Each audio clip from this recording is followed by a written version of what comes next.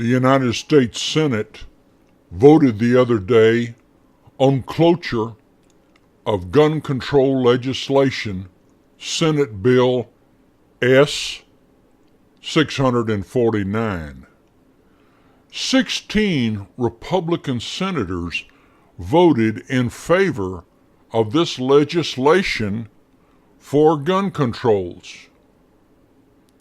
These senators are not what they seem, especially because these people are from states where the citizens are vigorous opponents of gun controls.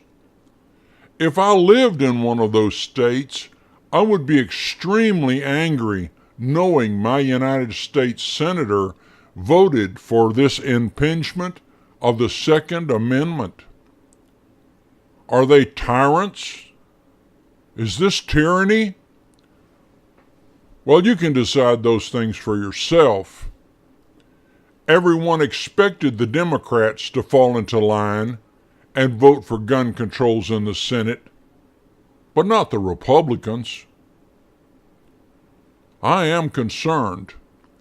Do these Republican senators understand this administration is using communist methods to nullify our Constitution and overthrow our country by radical means?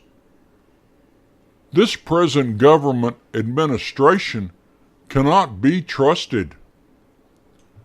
We need to vote these senators out of office.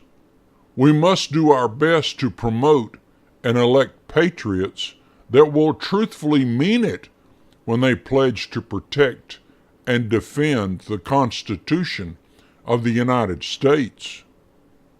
The Second Amendment of the Constitution clearly says a well-regulated militia being necessary to the security of a free state, the right of the people to keep and bear arms shall not be infringed.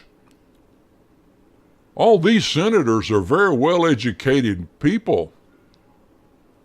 I know they can read, so what part of shall not be infringed do they not understand? Towards the end of this video, there is a clip from Senator Mitch McConnell explaining the provisions of this gun control bill. Take a few minutes to view it and you will understand what passage of this legislation will mean. We can stop it from becoming law if we can get a majority of votes against it in the House of Representatives. We need to be involved and very vocal. There are also Democrats in the House of Representatives that are patriots, which will help. We cannot afford a repeat of the Senate gun control passage like in the Senate. The provisions of this bill would not have done anything to stop any of the mass killings.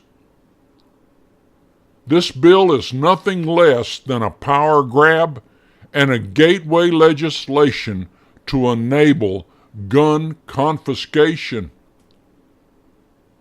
Subscribe to this channel and you will get information on progress updates on this bill. We must get organized with our local patriots to throw out all the unpatriotic bums in the House of Representatives and Senate. 2 more years of this administration will be tough enough, but unbearable if Democrats gain a majority in the House or Senate. The last time we had a majority of Democrats in the House and Senate, we got Obamacare. Today, the Senate will vote on whether to invoke cloture on proceeding to S. 649. I will vote against invoking cloture, and I'd like to explain why. I believe the government should focus on keeping firearms out of the hands of criminals and those with mental issues that could cause them to be a threat to our society. The government should not punish or harass law-abiding citizens in the exercise of their Second Amendment rights. Unfortunately, S. 649 has the focus entirely backwards. For example, the background check portion of S-649 is Senator Schumer's bill that the Judiciary Committee reported out on a party line basis. The aim of that bill, from its plain terms, could not be more clear.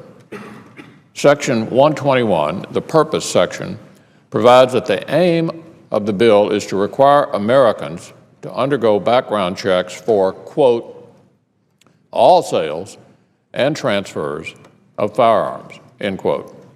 If they don't, it's a federal crime. Again, the requirement applies to all sales and even transfers of all firearms. And with very few exceptions, that is exactly what S-649 does. The next section of the bill makes plain why that overly broad language is so problematic. That section, Section 122, provides that it is unlawful for any private party to, quote, transfer a firearm to any other person, end quote, without first turning over that firearm to a commercial firearms dealer and having that dealer perform a background check. There are a few limited exceptions, such as for gifts between immediate family members and inheriting a firearm, but that's it. In fact, the bill makes clear that transfer means not just sale, but a, quote, gift, loan, or any other disposition of that firearms. So under the Schumer legislation, the following offenses would now be federal crimes absent surrendering the firearms and conducting a background check. Federal offenses: an uncle giving his nephew a hunting rifle for Christmas, a niece giving her aunt a handgun for protection, a cousin loaning another cousin his hunting rifle if the loan occurs just one day before the beginning of hunting season, or one neighbor loaning another a firearm so his wife can protect herself while her husband is away. Now, the people I'm describing are not criminals. They're neighbors, friends, and family. And the scenarios I'm describing are not fanciful. They happen countless times in our country. But the Schumer bill would outlaw these transfers, and it would make people like these criminals. But there are other problems with the legislation from the senator from New York. Under his legislation, it's a crime for someone who lawfully possesses a firearm not to report a lost or stolen firearm to both the appropriate local authorities, whoever they are, and the Attorney General within 24 hours.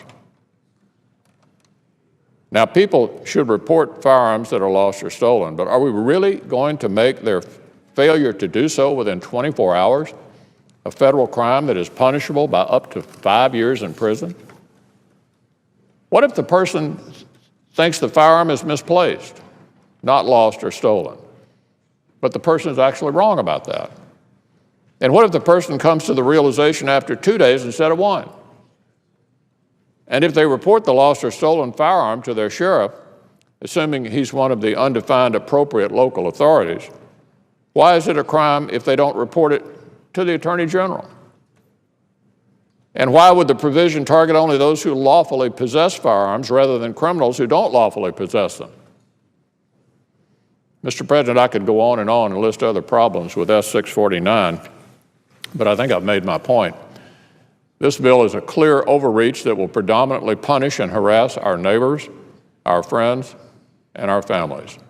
So to protect the rights of law-abiding citizens of the Commonwealth of Kentucky and of other states, I will oppose invoking cloture on S-649.